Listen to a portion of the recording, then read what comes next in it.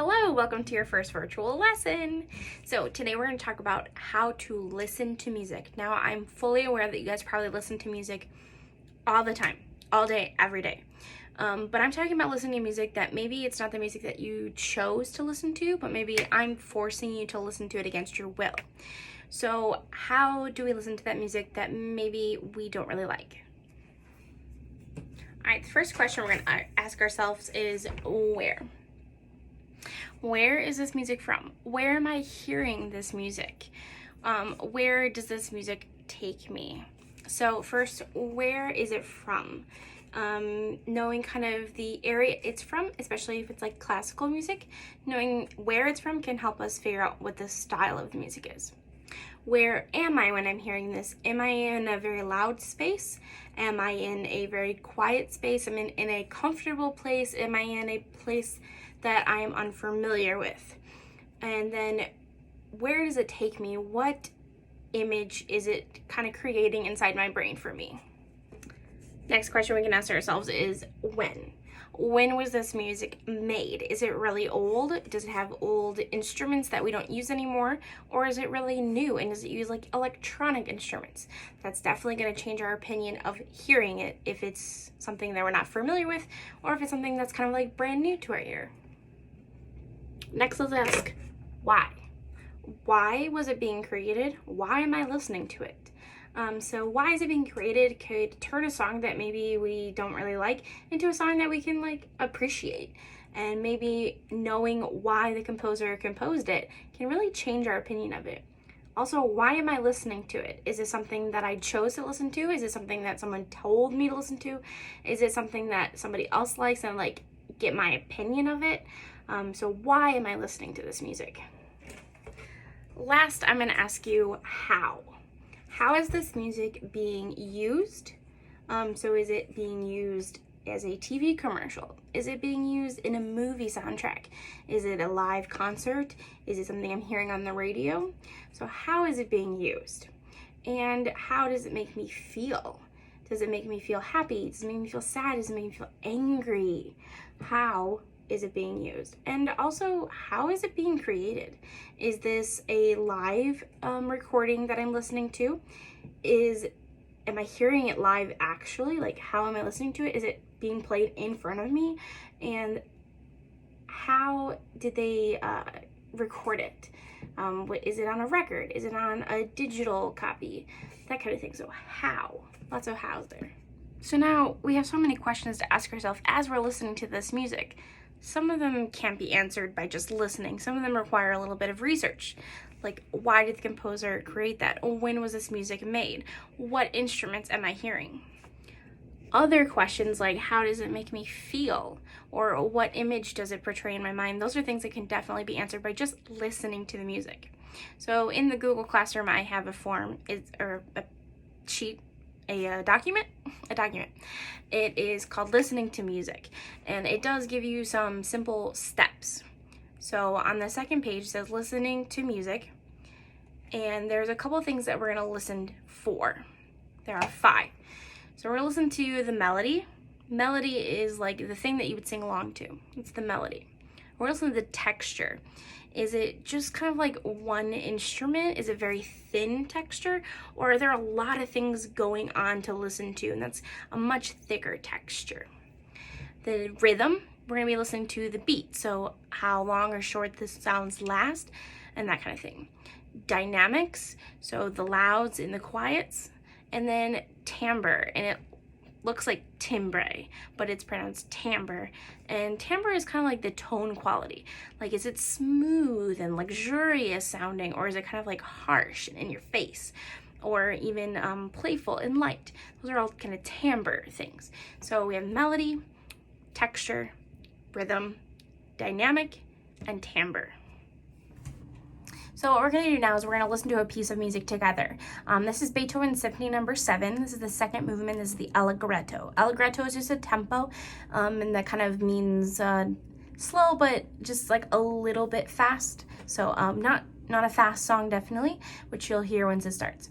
So the first thing I'm going to listen for is the melody. So I'm going to listen for a little while, and I'm just going to listen to the melody.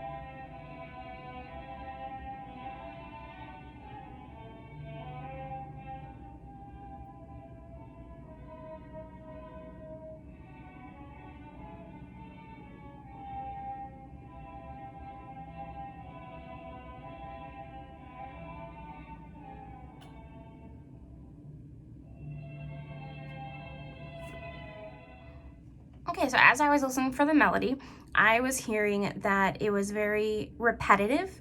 The same theme kind of repeats over and over again. It's a da, da, da, da, da, and it's all one singular note. So I noticed that there's a lot of repetition with notes, and that theme kind of comes back over and over again throughout as I was listening for the first minute and 45 seconds.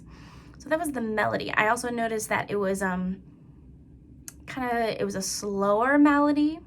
There wasn't a lot of frills to it, not a lot of extra notes. It was very simple as I was listening.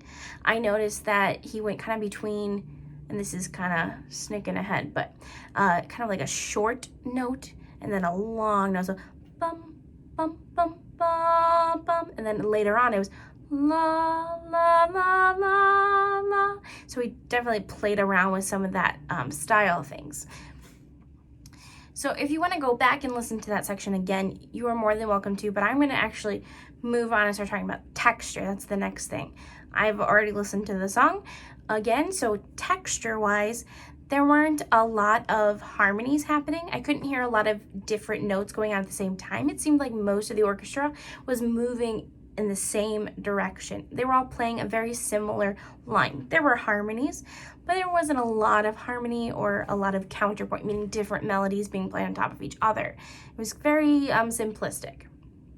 Moving on to rhythm, again, same with the melody, the rhythm kind of was very repetitive. Ta, ti, ti, ta, ta, ta, ti, ti, ta, ta. That rhythm came back a lot throughout the song. So because the melody and the rhythm were really repetitive, I kind of felt like after a couple of minutes, like I kind of like knew the song. So it kind of was very anticipatory. I think that's a word. Where I wanted to know what was coming next. Like I kept feeling like he was gonna like get louder, but then he kind of brought it back and played it a little quieter. Speaking of louds and quiets, the dynamics. So there were definitely some changes in dynamics. I challenge you to go and listen to the entire recording because it is only 8 minutes, which seems long, but it gets real intense with dynamics. In the 1 minute and 45 seconds that we listened to, the dynamics pretty much stayed very close to like pianissimo, which is very quiet, piano, which is quiet, and mezzo piano, which is medium quiet. We didn't get super loud in that first minute and a half. And then timbre. That was the tone quality, how smooth and connected, how short and detached, how raw some of the sounds are. For example, bad tone quality or tone quality that maybe we don't really like is if I were to sing happy birthday to you, which sounds kind of gross. That's a bad tone quality. Good tone quality, happy birthday to you. Very round, very warm sound. Changes it. I would say the timbre in here was pretty much very warm the whole entire time. Okay, looking down in the paper, not just learning to listen to different parts of the music, but different ways that music can move us. Remember the what, the how, the why. So how does it make me feel? What picture does it make me imagine? These are all personal things. So how does it make me feel?